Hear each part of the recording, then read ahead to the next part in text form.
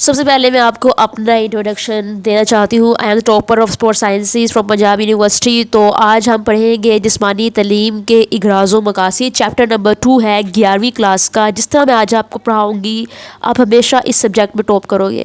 دیکھو سب سے پہلے تو جسمانی تعلیم کے اغراض و مقاصد. اس چیپٹر کا نام ہے اغراض و مقاصد جسمانی تعلیم کے.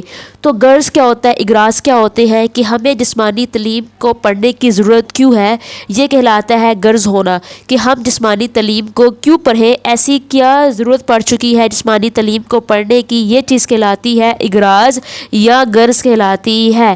تو آج ہم اس چیپٹر میں 6 اغراض پڑھیں گے. جسمانی تعلیم کو پڑھنے کی ضرورت کیوں ہے, اس کے 6 اغراض پڑھیں گے.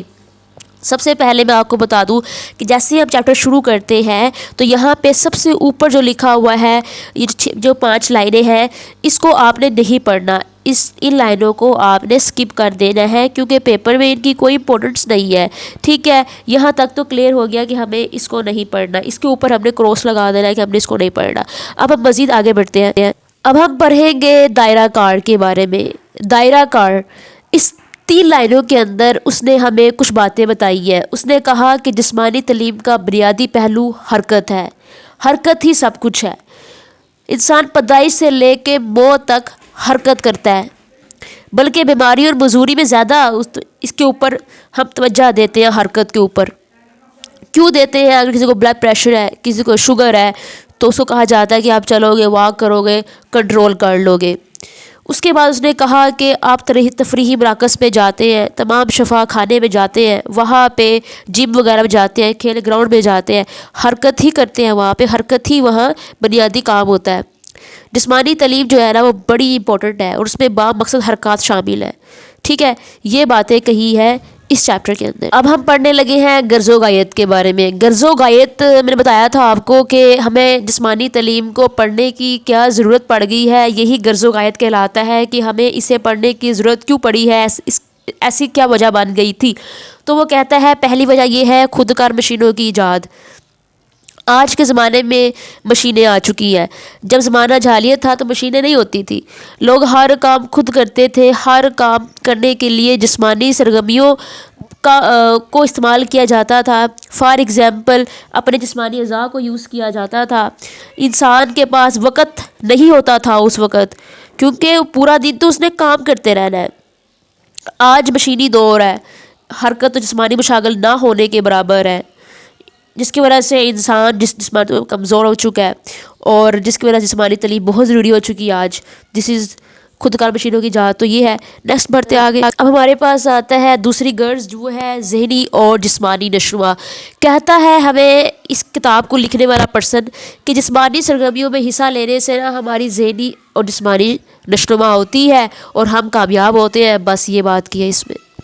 اب ہم بات کریں گے تیسرا غرض. تیسرا غرض ہے قانون کا احترام کرنا. اتنی سی بات بتائی گئی ہے اس قانون کے احترام میں کہ جب بندہ کھیلتا ہے تو اس کو رولز کو فالو کرنا پڑتا ہے. ہر گیم کے رولز ہوتے ہیں. گیم کے رولز کو فالو کرتا کرتا وہ اپنی عملی زندگی میں بھی قانون کا احترام کرنا, رولز کو فالو کرنا, یہ بات اس کو پڑ جاتی عادت اس بات کی.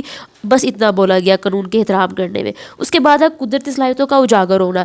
اگر ہم بات کریں اس کے بارے میں تو لکھا ہوا ہے کہ ایسا ہوتا ہے کہ سم ٹائم انسان کو پتہ ہی نہیں ہوتا کہ اس کے اندر کون سی قدرتی صلاحیت ہے, لیکن جب وہ کھیل کے میدان میں آتا ہے اس کو پتہ چلتا ہے کہ وہ ایک اچھا سپرنٹر بن سکتا ہے, وہ ایک اچھا جمپر بن سکتا ہے, وہ ایک اچھا بیڈمنٹن کا پلیئر بن سکتا ہے, وہ ایک اچھا فٹ بالر بن سکتا ہے. تو اس کو پتہ چلتا ہے جب وہ پریکٹیکلی اس کو فیس کرتا ہے کہ ہاں بھائی میرے اندر ٹیلنٹ ہے یہ والا کھیل کے میدان میں جا کے. بس یہ 2 باتیں ہیں, آپ نے ان کے پوائنٹ یاد کر لینے, اپنے سے بھی لکھ سکتے ہیں آپ اس پوائنٹس کے اندر. جیسا کہ میں نے آپ کو بتایا تھا کہ ہم 6 اغراض کے بارے میں پڑھیں گے. ہم نے 4 اغراض پڑھ لیے ہیں. پانچویں غرض ہے وہ یہ ہے بے راہ روی کا ازالہ. جب بندہ کھیلتا ہے تو کھیل اس کو بچاتی ہے بے راہ روی سے. بے راہ روی یہ ہوتی ہے کہ غلط کاموں سے بچاتی ہے, نشے سے بچاتی ہے. نشے کے علاوہ اور بہت سارے غلط کام جسے کچھ بھی آپ کی لائف جو ہے وہ خراب ہو سکتی ہے, اس سے آپ کو سپورٹس بچاتی ہے. آپ کو ٹائم پہ سونا سکھاتی ہے, آپ کو رننگ کرنا سکھاتی ہے, آپ کو اچھی لائف سٹائل سے زندگی گزارنا سکھاتی ہے, اچھا کھانا پینا سکھاتی ہے. دس از کہ وہ آپ کو سیدھے راستے پہ رکھنے میں ہیلپ کرتی ہے. اس کے بعد بیماریوں سے بچاؤ. یہاں پہ وہ یہ کہتا ہے صرف کہ بیماریاں جو ہے نا وہ آج کل بہت زیادہ پھیل چکی ہیں. جب انسان نہیں نا کھیلتا تو جلدی بیمار ہو سکتا ہے۔ اس کے علاوہ اس میں یہ کہا گیا ہے کہ ایک بات بہت امپورٹنٹ کی گئی ہے، وہ کہہ رہا ہے کہ بیرونی ممالک میں جسمانی تعلیم کو میڈیکل کی تعلیم کے بعد دوسرے درجے پہ رکھا گیا ہے، تو آپ نے اس بات کو یاد رکھنا، اس کا MCQs بھی آ سکتا ہے۔ مغربی ممالک میں جسمانی تعلیم کو کس نمبر پہ رکھا گیا ہے؟ میڈیکل تعلیم کے بعد دوسرے، تیسرے، چوتھے یا پانچویں نمبر پہ، تو آپ کہہ سکتے ہیں دوسرے نمبر پہ۔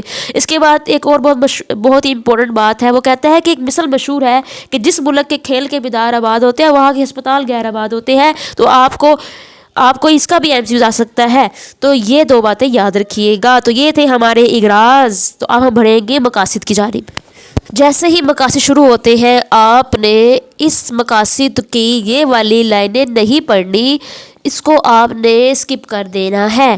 پھر پڑھنا کیا ہے مقاصد میں؟ یہ جو آپ کو نظر آ رہا ہے نیچے لائن، پہلا پوائنٹ جسمانی سرگرمیوں جسم کا تمام نظام بہتر بنانا تاکہ وہ بہتر کارکردگی کا مظاہرہ کرے۔ یہاں سے اگر مقاصد کی بات کریں تو مقاصد نمبر دوسرا یہ ہے کہ انسان کی جسم اور ذہن کی نشوونما ہوتی ہے۔ اس کے بعد تیسرا مقاصد یہ ہے کہ پسماندہ اور کمزور لوگوں کے حقوق کا احترام کرنا آتا ہے، دیانتداری، ہمدردی آتی ہے انسان میں۔ اس کے علاوہ جسمانی تعلیم کا مقصد چوتھا یہ ہے کہ جب انسان کے پاس فارغ وقت ہوتا ہے تو وہ اس کا اچھا استعمال کرتا ہے، برا استعمال نہیں کرتا۔ پانچواں مقصد یہ ہے جسمانی تعلیم کا کہ انسان کے اندر پلاننگ کرنی آتی ہے، اور ہمارے نبی صلی اللہ علیہ وسلم کا ارشاد مبارک ہے کہ پلاننگ از اے کی آف سکسیس۔ اس کے بعد چھٹے نمبر پہ ہمارے پاس ہے سماجی جذباتی تربیت ہوتی ہے۔ ساتویں نمبر پہ مقصد یہ ہے کہ اجتماعی کوششوں اور اجتماعی وفاداری کی تربیت ہوتی ہے۔ جب کوئی پرسن کھیل رہا ہوتا ہے تو تمام لوگ مل کے ٹیم سپورٹس میں ایک ہی مقصد کے لیے کام کرتے ہیں کہ ہم نے گول کرنا ہے، ہم نے جیتنا ہے۔ آٹھواں مقصد یہ ہے کہ تعلیم کے ذریعے، جسمانی تعلیم جو ہوتی ہے اس کے ذریعے انسان کے اندر ایسی عادات آتی ہے جو صحت مندانہ عادات ہوتی ہے۔